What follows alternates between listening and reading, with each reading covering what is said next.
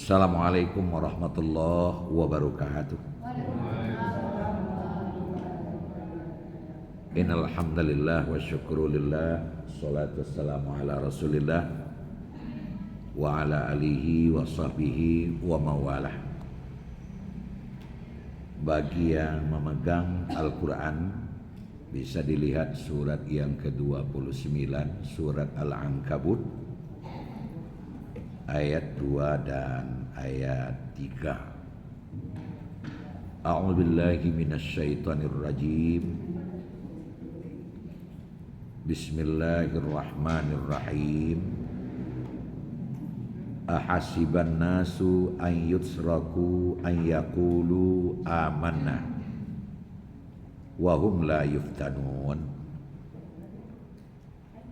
Walaqad fatanna alladhina min qablihim falaya'lamanna Allahu alladhina sadaqu walaya'lamanna al-kadhibin. Sadaqallahul azim. Ahasiban nasu, apakah manusia itu mengira ayyutsraku, bahwa mereka dibiarkan begitu saja, ayyaqulu amanna, ketika mereka berkata kami telah beriman, wahum la yuftanun, lalu mereka tidak diuji. Pasti diuji mereka. Walaqad fatanna alladhina min qablihim, dan benar-benar sungguh telah kami uji orang-orang sebelum mereka. Falaya'lamanallahu alladhina sadaqu, maka Allah benar-benar tahu siapa yang jujur. Walaya'lamannal kadzibin, dan siapa yang bohong atau penuh dengan kedustaan. Maha benar Allah dengan segala firman. Bapak Ibu jamaah Maghrib Masjid Tauhid yang kami hormati, kalaulah seandainya agama Islam itu kita ibaratkan satu bola kaki atau sesuatu yang bulat, kemudian kita coba untuk membelah dua, maka sebelah akan bernama sabar dan sebelah lagi akan bernama syukur. Jadi agama itu adalah kumpulan ajaran yang di dalamnya ada sabar, di dalamnya ada syukur.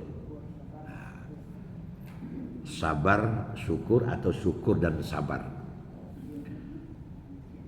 Artinya adalah bahwa agama itu mengajarkan kita bagaimana sabar yang sesungguhnya, dan agama itu mengajarkan kita bagaimana cara bersyukur yang benar. Pertanyaan yang perlu dijawab adalah, kenapa Islam itu jika dibelah maka belahnya itu bernama sabar dan syukur? Karena Islam itu kan menyelamatkan kita. Al-Islamu li salamatin nas wa sa'adatihim. Islam itu adalah menyelamatkan manusia dan membahagiakan manusia fid dunya wal akhirah. Jadi ada jaminan bila kita memakai Islam, kita akan selamat mulai dunia sampai akhirat. Nah, ternyata kata-kata selamat itu artinya normal. Kita berada pada ampere yang normal. Artinya selalu tegak lurus. Selalu tegak lurus. Berada dalam keadaan nyaman, berada dalam keadaan tentram, kapanpun dan dimanapun. Kalau kecik orang Singgalang, when and where. Kapan dan dimana saja. Itu kecik orang Singgalang. Nah, ternyata manusia itu adalah makhluk yang secara esensi atau hakikat atau sifat dasar manusia itu, manusia itu adalah makhluk yang sifat dasarnya di dalam falsafah kehidupan kata orang Minang itu digambarkan dan sifat dasar awak itu adalah condong mato, condong selero, bakal santiang-santiang sewu gini ya. Lah hebat-hebat segini. Itu adalah sifat dasar manusia siapapun orangnya. Siapapun orangnya. Rakyat biasa, rakyat luar biasa, orang biasa atau orang luar biasa, yang memang sia saja orangnya, condong matonya karena rancak, condong seleronya karena lama. Kalau sudah ada kita temuin orang justru terbalik, condong mato kanan buruk, condong selero kanan ndak lama, maka orang itu perlu dibawa ke rumah sakit karena ada yang salah itu. Ada yang salah. Entah kau ajinya gak curiga apa, tapi ndak perlu dah. Sebab aji kau kawan nambo, bahkan lebih sipek itu dinyo daripada dia boleh. Condong mato karena rancak, condong selero karena lama. Apabila falsafah kehidupan itu kita kembangkan lebih lanjut, itu akan lahir falsafah berikutnya yang lebih ekstrim. Kok taimpi nak dia teh, kok tak kuruang, kok kang bagilah, pinang gadang deden. Nah, kan itu. Kok kang timbanglah, enam barik deden. Itu sifat asli yang sangat sulit membuangnya dari kemanusiaan. Sifat yang seperti itu tidak saja pada hal-hal yang besar, pada hal-hal kecil pun yang kadangkala kurang masuk akal. Manusia masih berebut, condong mata karena rancak, condong selero karena lama. Kuntung saja di masjid awak jarak tunggak li jauh dari guru. Cobalah kalau tiang itu agak dekat di sini, satu pula tiang itu, ambaraso gak cakak 2 kali seminggu ada disebutkan tiang itu. Karena apa? Karena barabui sampai duduk, karena kalau ditunggak dapat bersandar. Kan itu. Itu mah bersandar di belakang. Nah, seperti bapak-bapak kan bersandar itu ke dinding. Bersandar ke dinding. Bamang kau sampai di situ bersandar ke dinding. Sebab dinding seperti situ. Kau ada 5 meter makin sulit ke belakang. Itulah yang didasari condong mata karena rancak, condong selero karena lama dalam hal apa saja. Kalaulah tidak didorong oleh sifat nak bantu itu, mengai ibu di pasar membeli lapik duonya, sapancin lapik orang nyepi ciai sadonya. Kada jauh tu. Bara dia mak duo dedenya. Yo mama awai lapik bos sadola tetangga-tangga lapik bos. Itu dek membagi kadang kawak, menimbang barek kawak, itu dasarnya tu. Kalau tak dipilih lebih banyak dapat orang yang banyak kelipik daunnya ketimbang awak. Kan begitu. Berdasarkan kepada sifat asli manusia yang seperti itu, maka Islam punya ajaran untuk menghadapi aura gerak-gerik kehidupan. Kenapa? Karena bagaimanapun Islam itu petunjuk hidup, dan kita hidup di dunia. Ibnu Umar memberikan nasihat, kun fid dunya ka'annaka gharibun aw amiru sabil. Hai manusia, kau hidup di dunia itu ibarat orang yang lalu di jalanan. Jadi kita lewat di dunia ini, hanya tempat lewat. Pada saatnya nanti kita akan sampai kepada alamat yang sesungguhnya, surga jannatun naim. Kok likalai, kok indah Jahannam, tentu ke situ upayanya. Itulah terminal terakhir, surga jannatun naim. Semoga kita semua masuk surga, amin ya rabbal alamin. Sedangkan dunia adalah tempat lewat, ibarat orang yang lalu di jalan. Nah, kalau lalu di jalan, aji kau paling tahu kau, yang namanya jalan pasti kadang mendatar, kadang mendaki, kadang menurun. Tidak hanya sekadar mendatar, mendaki, menurun, kadang sudahlah mendaki batu banyak lo tuh, becek lo tuh, licin lo tuh. Itulah dunia. Nah, Bapak Ibu hadirin sekalian, sifat asli manusia, kadangkala manusia itu menghendaki kalau dapat jalanku kamapai iyo manurun setawi dah. Leko mungkin? Ya tidak. Kalau yang diinginkan adalah pai menurun, pulang menurun, malu ke dapat bantu itu. Kalau pai menurun pasti pulangnya mendaki. Kalau painya mendaki, insya Allah pulangnya menurun. Sebab tempat tinggal kita tidak berpindah-pindah. Kalau pai menurun, pulang menurun, taruh saja ke tepi laut itu kan sudahnya lah. Nah, Ketika jalannya menurun tentu agak kurang usau, ndak begitu payah dalam melangkah. Prewel saja jadi kalau ambok kendaraan di matian mesin di periang gigi. Apa kok ni lai rancak rem apa ndak tanggalo gigi dia sudah tu. Kan itu korogoh-pogoh rancak jalan menurun sanang. Tapi ketika jalan itu mendaki, Masya Allah, kadang lajok satu ndak naik doci. Ndak naik ada pak. Tapaso jok tongkang lagi, tongkang pun bau buat lagi ganja. Nah ini, dalam hal ini Islam memberikan kita kepiawaian bisa menghadapi jalan mendaki, cerdas menghadapi jalan menurun. Ketika jalan kita menurun, itu nama ajarannya adalah syukur, supaya kita tidak goyang di dalam menghadapinya. Tapi ketika jalan yang kita tempuh adalah mendaki, maka ajaran yang akan kita pakai di waktu mendaki itu sabar. Jalan dari dunia kuncinya, kalau tidak menurun mendaki, kalau datang lebih esok. Makanya Bapak Ibu sekalian, kita tidak akan pernah lepas mendapat rahmat dan mendapat ujian di tengah-tengah kehidupan. Tidak akan pernah kita lepas. Kadang awak mendapat rahmat, kadang awak mendapat ujian. Nah, ketika kita mendapat rahmat, lipek tekulai barang teh, jagung mau piah, padi pulang, itiak baranak, ayam turun, kambing tigo lo kapa anaknya.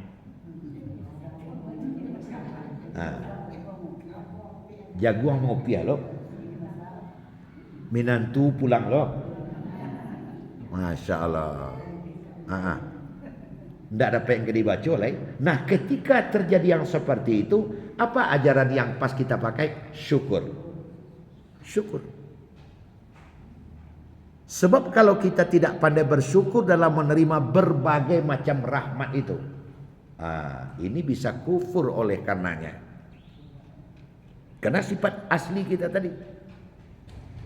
Kalau rahmat kau berlimpah ruah, jagung mau piah, padi pulang, anak tibo, menantu datang, kalau wisuda, kalau dapat laki lah segala macam, nang kadai galih dipek terkulai pula.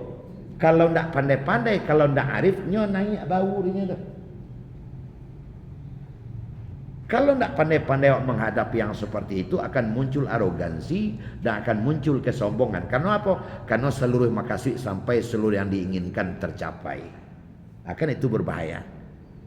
Makanya apa ibu hadirin sekalian, pernah tidak kita mendengar cerita Sa'labah?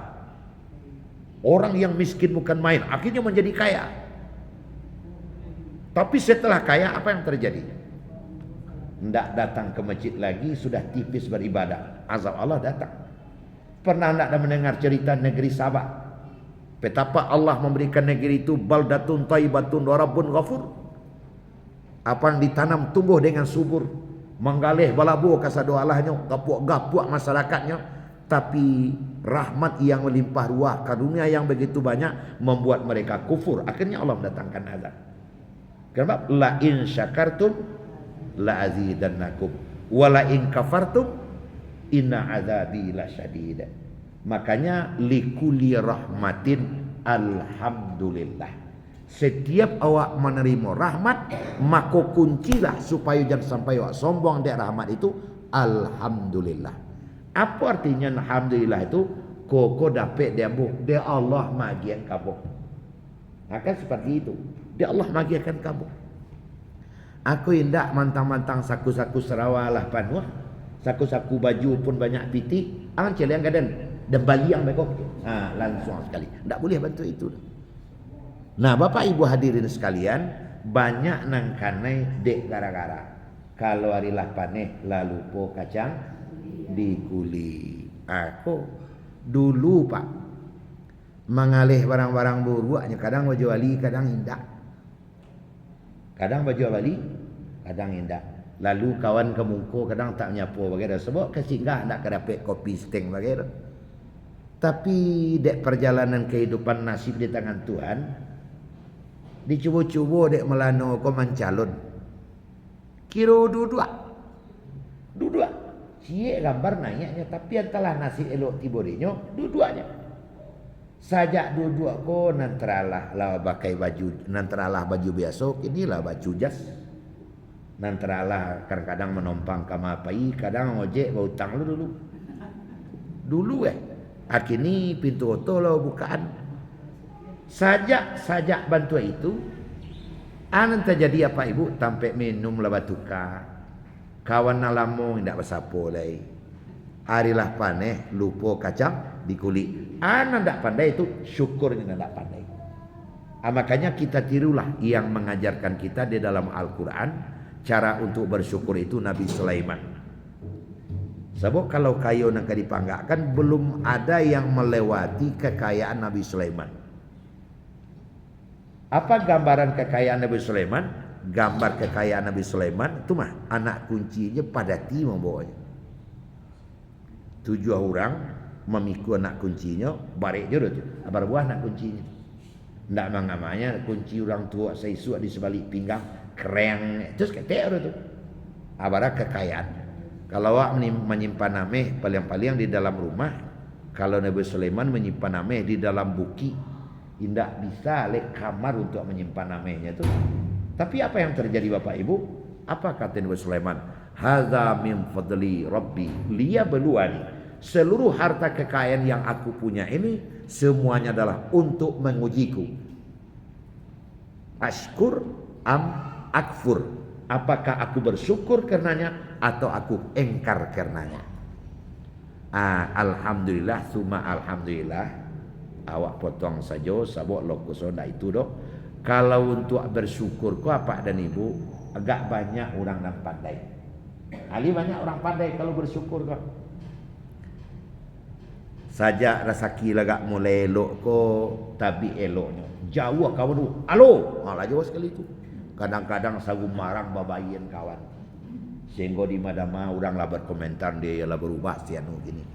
Di masaji nampak taruh hari Jumat tak pernah absen asa do minum inyo tibo pulo inyo memantang kalau nak inyo mentraktir kawan kasado alanya sange eloknya kini bersyukurnya anak yatim nyo bantu orang lamah nyo bantu pati asun nyo buek masaji pintu nyo buek surang alhamdulillah bersyukur.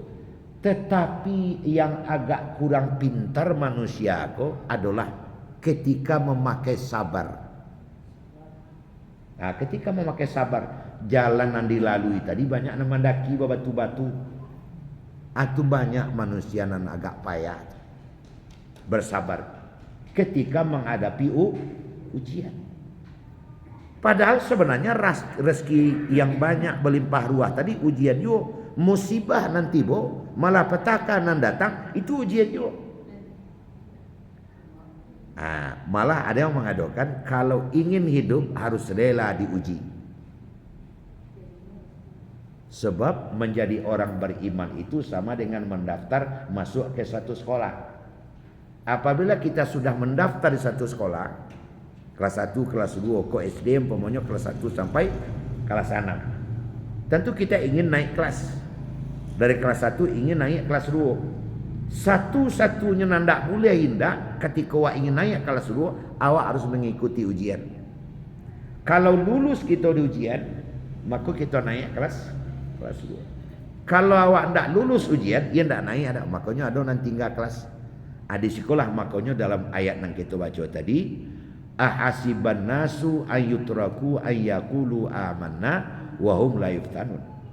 Apakah manusia itu mengira dibiarkan saja ketika mereka itu berkata kami beriman lalu tidak kami uji? Diuji.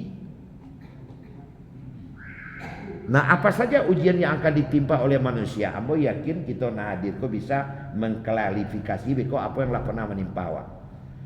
Ada beberapa ujian yang datang ke manusia. Pertama, walana nakum bisyai'im minal khauf, rasa takut. Nah, pertama ujian yang datang ke manusia kok rasa takut.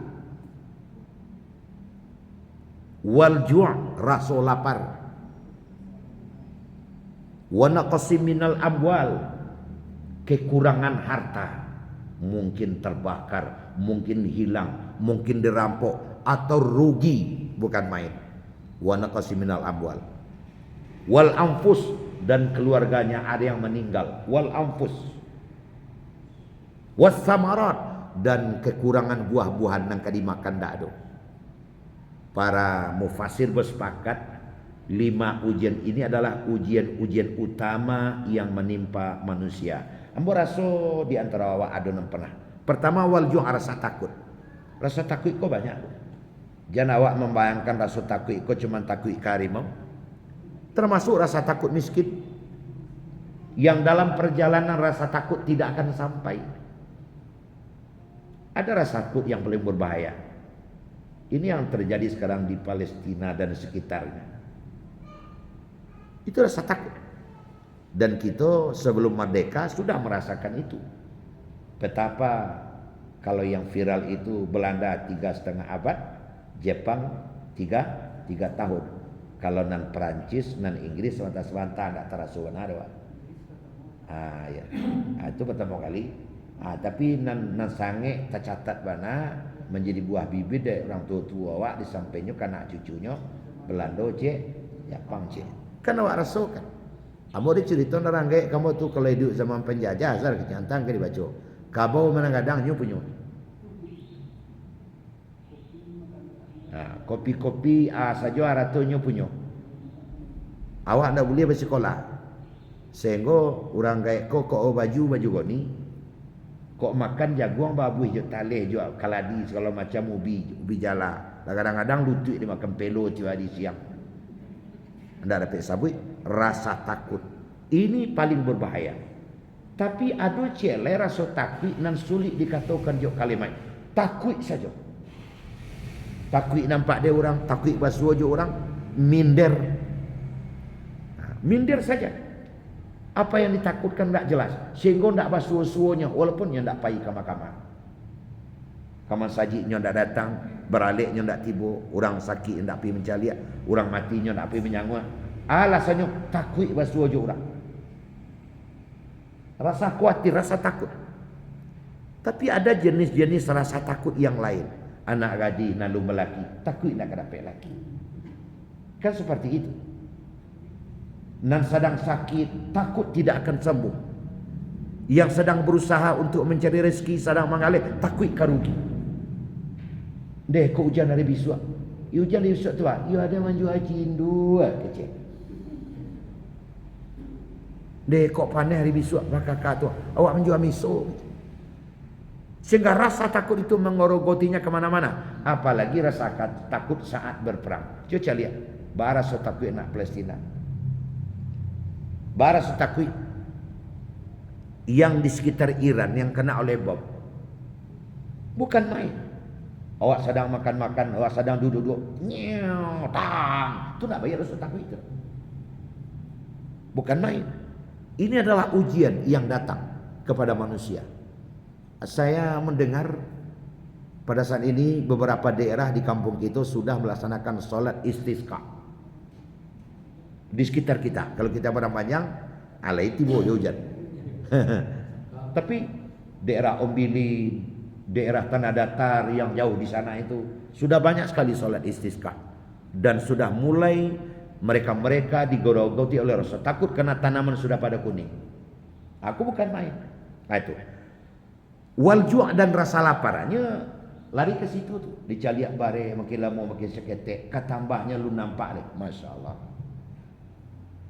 Siapa bisa mencari anak dari pagi sampai sore menangi minta nasi.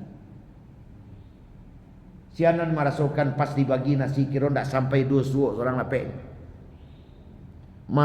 Lapa dicaliak periuk bare, tabuang bare, tak ada bare ke masalah. Wal ju' rasa lapar. Bukan main. Awak mau kadang otak seorang kan ini kanyang orang. Cobalah kalau 3 hari sudah tidak makan, anda bantu orang seorang lah dulu. Kau tadi sudah makan tadi, kau sudah isa, kau rasanya dulu cik leh makan. Ada begitu. Alu ngamang le aye tibo bantu buya ngaji, kan tahu tenda, kau aye tibo dulu. Dia begadang nanti. Coba kalau sudah 2 hari 3 hari tidak makan. Tak ada cerita lah Pak dan Ibu. Wal ju'. Wa naqsi minal amwal, ini adalah kemiskinan. kadal fakru ayyakunu kufran. Orang miskin bisa menjadi kafir, kan begitu. Karena dia tak tahan lagi. Daripada bercakap je galang-galang, biar bercakap je orang. Jangan cari jangan kadang kecang nampak dia macam. Nak berisi parutnya tapi pengaruh pada penglihatannya. Habis itu haji muka sanang menceli ambo kan dek parut ji tak lapar. Tapi kalau parut lapar kau kadang ketek orang nampak, kadang dua orang nampak. Kadang ketek orang nampak. Ala ketek orang nampak dia menceli jangan lain nelo bibiang tu kau je. Atau lah dua nampak pajak. Ni perak-perak motor menceli lah dua. Kira lah jak pagi lu ngadu cik ala je leh. Apa ni yang dua orang nampak. Atau anak qasiminal amwal, miskin bukan main. Masya Allah bapak dan ibu. Kalau ndak ada serap, ndak ada sekati Allah ju isi pinggang. Ia warna yang ndak dapat kedibaca bapak ibu. Itu ujian manusia. Belum lagi wal anfus. Wal anfus perginya anggota keluarga kita. Apalagi yang pergi itu adalah tempat tumpuan. Sampai bagantuang dalam putih, sampai tagak nala taban. Ajan mengecek ni. Orang mudah mengatakan sabar, sabar, sabar. Cuba yang. Ya, sabar, sabar, cuba orang. Tangga gigi yang tu dia. Kalau seandainya pergi salah seorang di antara anggota keluarga kita, ambo dalam mencuba, gua kadang tak apa. Mencuba, bahasa Sunda apa yang disebut.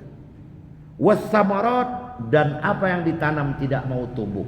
Nah bapak dan ibu, ini oleh Allah, sebab wama asaba illa biiznillah. Apa saja musibah yang datang itu tidak akan pernah datang kecuali izin Allah. Pasti ada di belakangnya.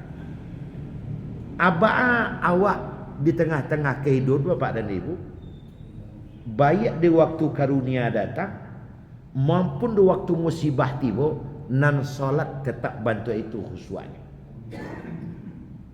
Nah itulah yang diajarkan oleh agama kepada kita. Namanya sabar. Jadi sabar adalah suatu cara yang ditawarkan oleh agama ketika kita ditimpa oleh musibah atau kenyataan yang terjadi di depan kita tidak sesuai dengan keinginan, dan itu mesti kita lewati di dalam kehidupan, mesti kita lalui. Kau udah muka Pak Sadial kau panjang kami cerita kau entah musibah yang pernah dilalui di tengah-tengah kehidupan, kalau tidaklah bermodalkan sabar mungkin awak tidak bersuah kini apa ada. Kenapa? Karena wasta'inu bis sabri wassalah innallaha ma'as sabirin. Saya sedang tidak tahu dan sedang tidak kenal apakah kita yang hadir dalam masjid ini ada yang tengah diberikan oleh Allah ujian. Makanya para ulama membagi orang yang sedang menerima ujian ini kepada 4 macam. Berapa macamnya?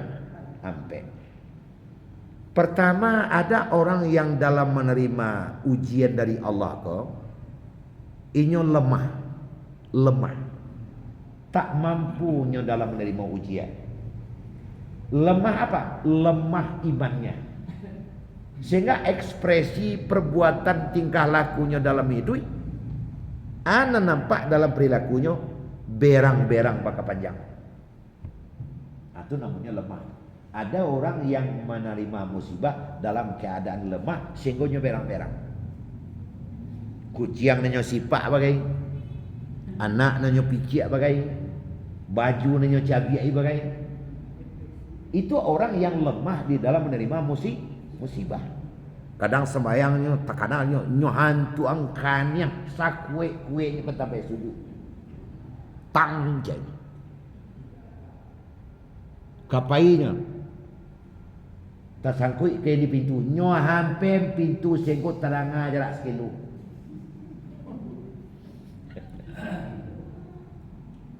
Itu orang yang tidak mampu menerima ujian, tinggal di seliang bawah.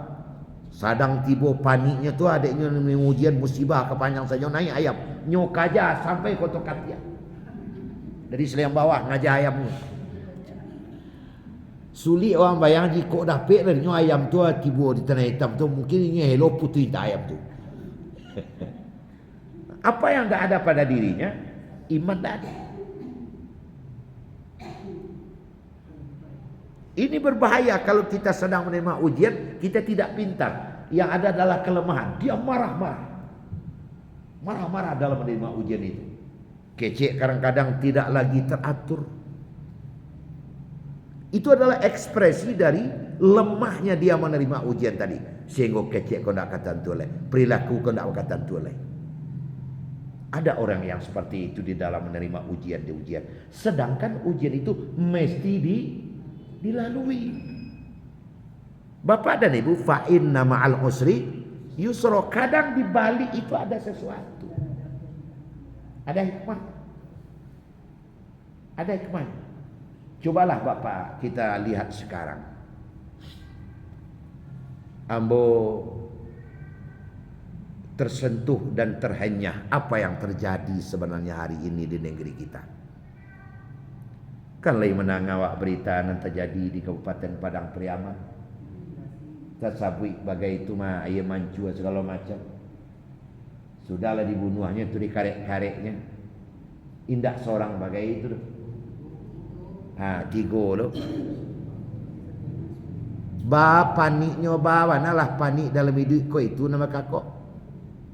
Ada pula kita dengar ada seorang suami berang-berang dan marah-marah sehingga dia membelah perut istrinya dalam keadaan hamil tua.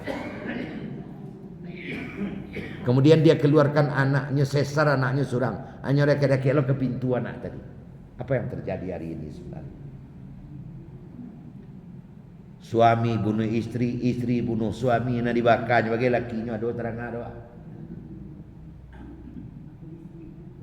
Jadi Bapak Ibu hadirin sekalian, itu oleh karena tidak pintar dalam menghadapi ujian itu saja. Kadang-kadang gurunya bunuh, dosennya cari pisau. Kita dengar yang seperti itu. Karena tidak kuat di dalam menerima musibah. Padahal Allah sedang menguji. Nah, itu cara orang pertama menerima musibah. Tidak kuat sehingga sabayo solat lari sumbang ke sama yang cukup dia. Nah, bitunya kawan berak. Apa nek dan semayang bantu kayu nasi banyak cik. Kasihannya berang kesudahnya itu. Nah, itu yang pertama. Yang kedua, ada yang menerima musibah ini dalam keadaan sabar. Itu dia yang tadi. Dia menerima dalam keadaan sabar. Itu model yang kedua. Nah, bagaimana orang yang menerima dalam keadaan sabar kok? Inyo Bapak dan Ibu yang hormati, nyo sangat mengarati, sangat paham bantu analawa uraikan tadi. Sahabih mendaki kok pasti ada menurut. Nah, biasanya orang yang model kok bermodalkan iman yang kuat dan ilmu yang memadai. Ndak lo perlu sekolah tinggi dong. Cuman nyo yakin fa innamal usri yusra. Nyo masih tetap nampak di masaji, masih tetap nampak di tampek manyangu, masih tetap nampak di ketuman caliak kawan saki, masih tetap assalamualaikum ketika wasuo. Tidak pernah dinampakkan, tapi dia penuh kesabaran, dia sabar dan tegar menerima apa yang sedang. Akhirnya tiba jogolek dinan data. Dia jatuh bangun lagi, dia jatuh bangun lagi. Allah sedang mengujiku, aku harus menerima ini apa adanya. Nah, Bapak Ibu hadirin sekalian, banyak sekali contoh-contoh tentang kehidupan. Orang yang sabar menjalani kehidupan, ujungnya dia sukses. Ujungnya sukses. Ma'unah atau pertolongan yang datang dari Allah itu modal dasar untuk memperolehnya dua. Sabar cik solat cik. Makanya wasta'inu bisabri wassalah. Allah sudah menjatakan setiap ma'unah pertolongan kepada kita. Wah, tinggal di Baramajang. Pertolongan itu diletakkan oleh Allah di Bukit Tinggi. Maka awak harus berusaha untuk sampai ke Bukit Tinggi. Sampai di Bukit Tinggi, silakan ambil. Allah sudah sediakan. tinggal mengambil awal. Sudah terhidang, tinggal ngutip saja lagi, tinggal panen saja lagi. Tapi ada kawan tiba Kota Baru, ndak ada, balik pulang lihat, tu ndak dapat aja. Yo tu ndak ada, nyuan-suan berjalan kaki. Paneknya berhenti dulu. Paneknya berhenti dulu. Hujannya taduh dulu. Tapi nyo ndak surit ke belakang. Setapak demi setapak. Ndak bisa 2 hari, 3 hari. Ndak bisa 3 hari, seminggu sampai. Alhamdulillah sampai juga jadinya ke Bukit Tinggi sehingga nanti cari nyo basuh, nanti usahakannya dapat. Tapi ada kawan tiba di Batagahnya lah balik. Tentu ndak sampai itu. Itu maknanya wasta'inu bisabri wassalah. Nah sekarang nyo yakin basuh nang ke dijapuk itu di Bukit Tinggi, tapi di Batagahnya ndak taruh lain. Apa yang kurang? Tidak salat. Nyo harus dilengkapi dengan salat. Masalah itu akan membuat kita menjadi tegar untuk melengkapi persyaratan sehingga anak diagiahkan oleh Allah kawak tu baswu tiba di badan diri awak. Mau yakin kita nadir pak dan ibu pernah berpengalaman seperti ini. Nyobiku apa ibu? Para ulama memberikan contoh antara awak jok tuan Allah tu membantu anak ketek jok pengasuh. Anak ketek umur 2 tahun kemudian diasuh oleh seorang pengasuh.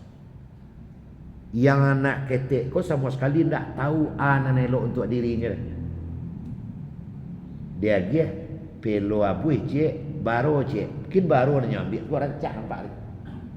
Tidak bisa. Anak kecil yang baru umur 2 tahun belum tentu lagi apa yang baik bagi dirinya kalau diserahkan ke dirinya sendiri. Tapi coba serahkan kepada pengasuh yang amanah, maka anak akan selamat insya Allah. Sebab pengasuh itu akan tahu mana jambara anak ke dimandikan, jambara anak dia makan, jambara anak dilalokkan, jambaranya harus dibawa main. Diserahkan kepada pengasuh yang amanah, anak akan tumbuh dengan selamat, menjadi manusia yang sempurna. Tapi kalau disarang saya kayaknya surang, kadang tabeknya ambui bagai, berapa banyak aja tu anak setabek. Kadang anak hilang bagai, terpaksa bawa ke pos pasar. Alo diumumkan anak ketek ciri-cirinya kosa. Ini anak mau hilang, mana dia je lah. Main apa aja hilang anak. Jadi kalau anak tu dia belum bisa. Nah kita dengan Allah seperti itu. Kalau keselamatan untuk diri awak ego dan bisa menentukan keselamatan diri dan surang tanpa mengadu kepada Allah. Celaka. Sebab pengamatan awak, penyuluh awak pendek. Asa antakarahu sayan wa huwa khairul lakum. Boleh jadi apa yang paling anda anggap buruk untuk anda khairul lakum, adalah baik untuk anda. Wa asa an tuhibbu syai'an wa huwa syarrul lakum. Boleh jadi apa yang paling anda senangi, apa yang paling anda cintai adalah jelek untuk anda. Wallahu ya'lam, karena Allah yang tahu. Wa antum la ta'lamun, sedangkan kamu tidak tahu. Bahkan kadang-kala seorang pengasuh yang bijak demi kebaikan anak untuk jangka waktu panjang terpaksa disakiti anak dalam waktu pendek. Contohnya dibawanya anak ke posyandu, disuntik dia bidan, sakit dia anak tidak? Sakit mama kia kecil anak, sakit sebentar untuk sehat yang lama. Kadang awak diimunisasi dia disuntik dia tu nak sakit seketek. Nah ketika musibah datang, orang yang berilmu memahaminya seperti ini, memahaminya seperti ini. Bapak dan ibu yang hormati, pernah saya pengalaman begini. Di waktu itu kami satu mobil berangkat dari Darmasraya menuju Padang. Di atasnya pengurus Majelis Ulama Padang Panjang dan provinsi. Nambok tu bu. Waktu itu awak nambok tu baru ambil ketek tu susu. Jadi macetnya lah Nabi.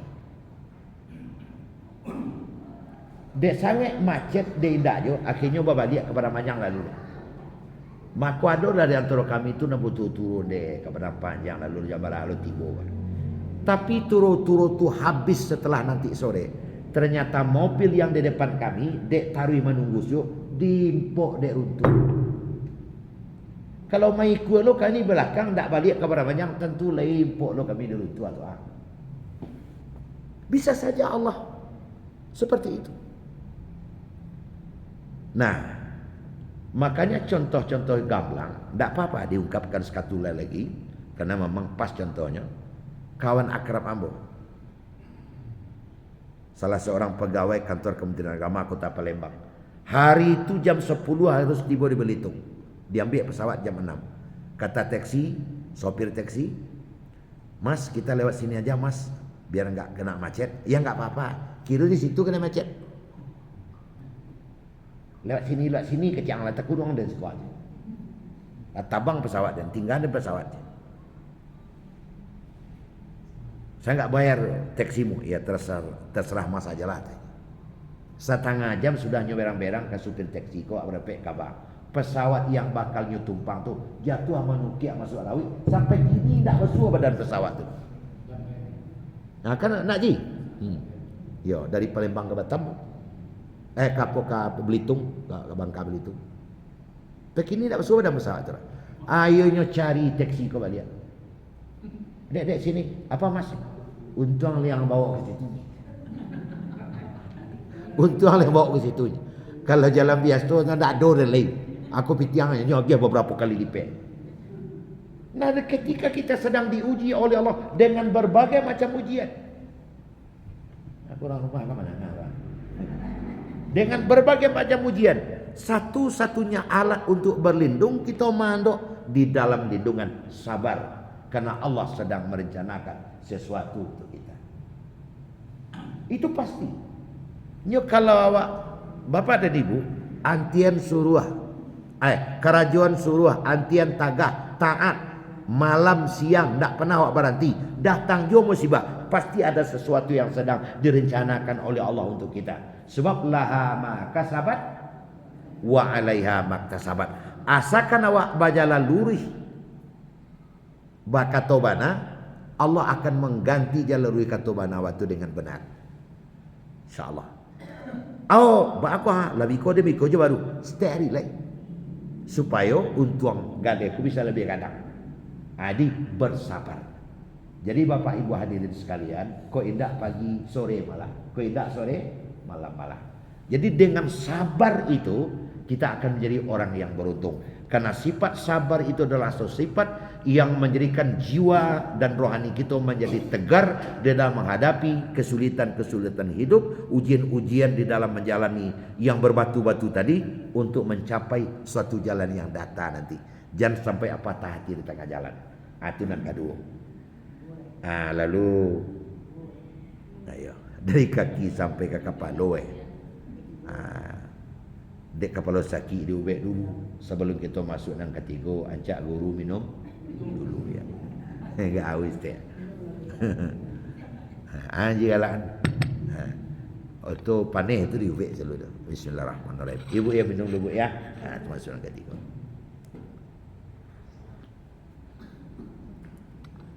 Baiklah. Nang ketiga, tipe orang menerima musibah ataupun ujian kau redha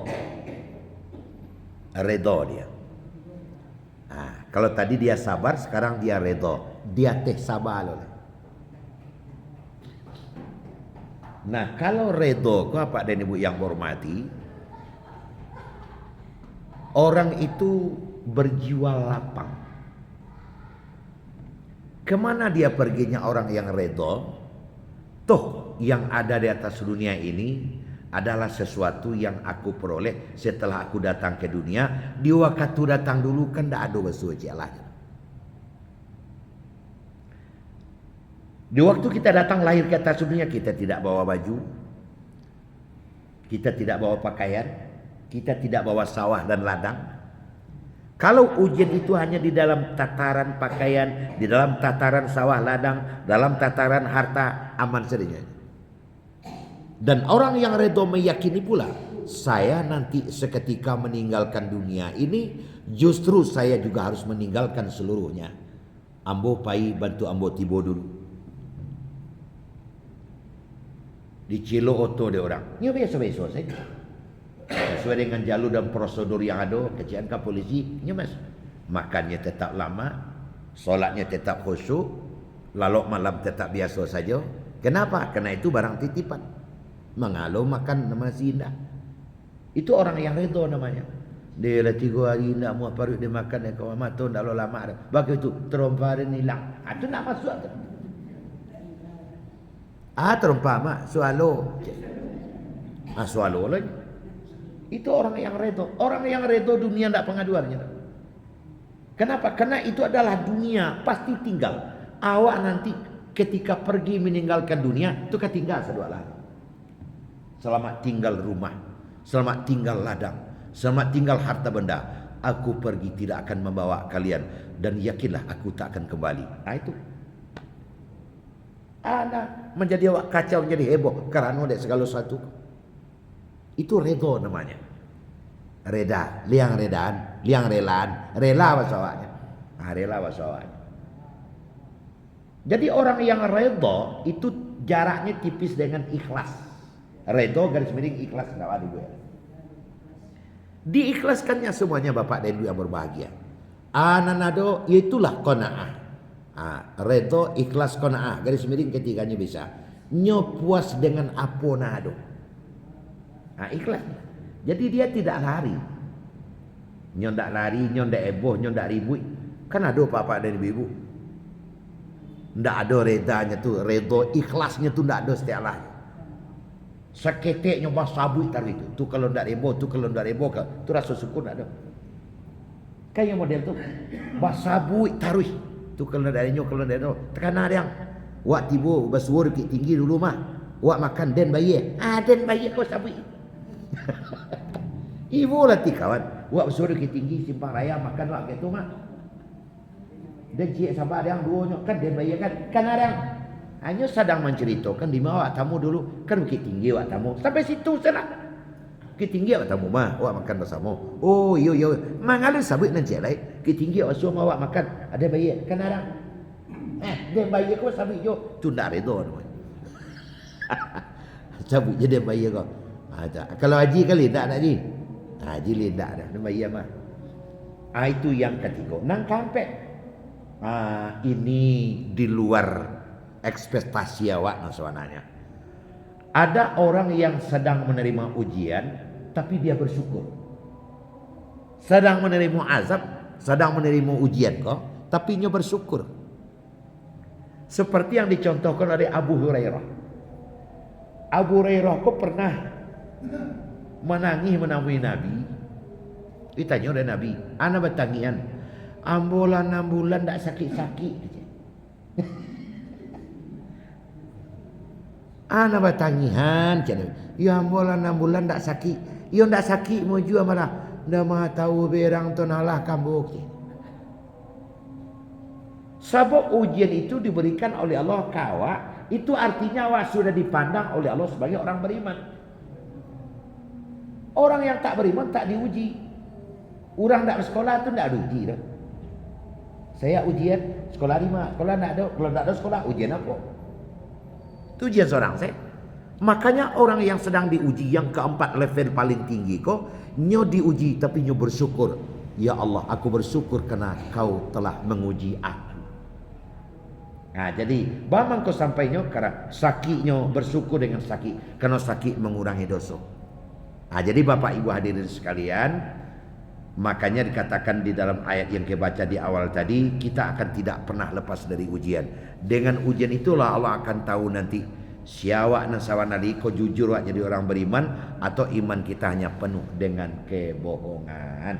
Nah Bapak Ibu hadirin sekalian, singgah ke rumah pada Tuak Fauzan, tentu tiba di situ minum pagi. Kerana deklah orang terang azan tentu mengaji harus berhenti.